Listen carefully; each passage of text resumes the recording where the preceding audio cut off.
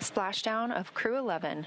After 167 days in space, Dragon and NASA astronauts Zena Cardman and Mike Fincke, Kimiya of JAXA, and Roscosmos cosmonaut Oleg Platonov are back on Earth.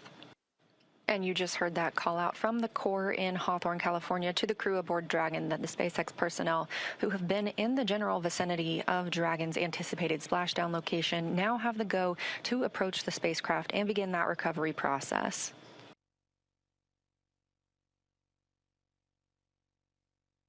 And it looks like our first crew member out of the spacecraft is NASA astronaut Mike Fincke.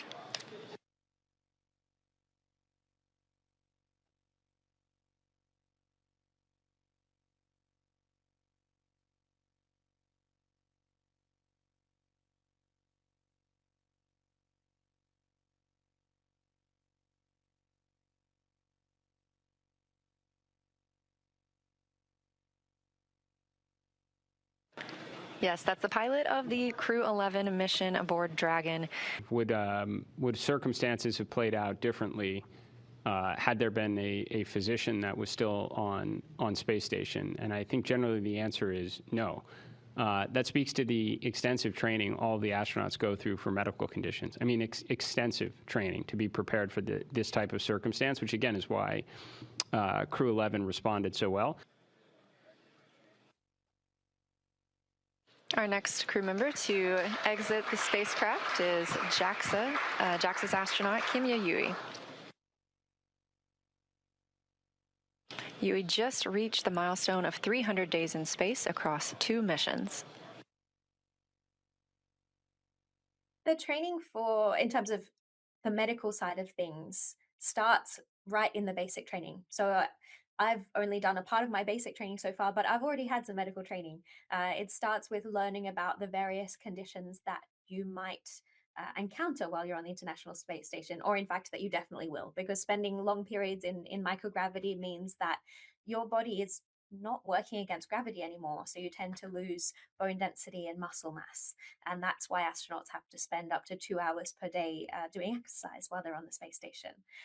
Then from there, you learn basic anatomy, you learn all about the human body, you learn how to do basic medical procedures.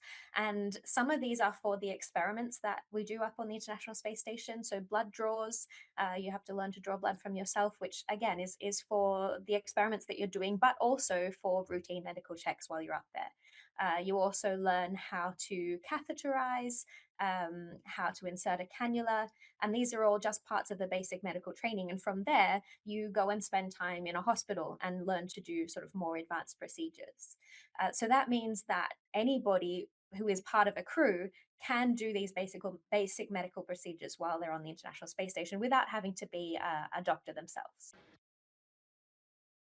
And next through the hatch is JAXA, or Japan Aerospace Exploration Agency astronaut Kimiya. Now coming through the hatch is Roscosmos cosmonaut Oleg Platonov. This is his very first visit to the International Space Station. Some big hugs there with NASA astronaut Nicole Ayers and Johnny Kim. So each astronaut is assigned a flight surgeon and a team of doctors on ground, and they will have a weekly medical conference, a private medical conference with that flight surgeon where they can talk about anything that's been going on during the week. But that flight surgeon is also available at any time, so they can have more regular checkups if necessary.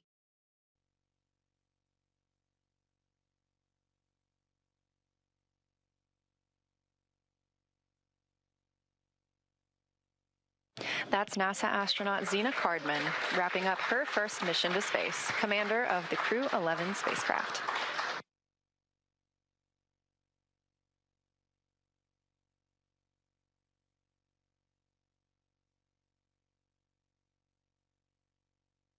NASA has said that they don't think there would have been any difference if there was a doctor as part of the crew.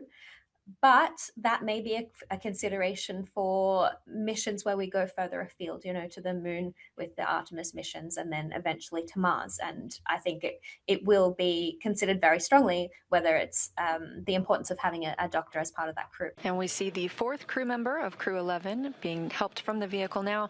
That is Roscosmos cosmonaut Oleg Platonov, also wrapping up his first mission to space.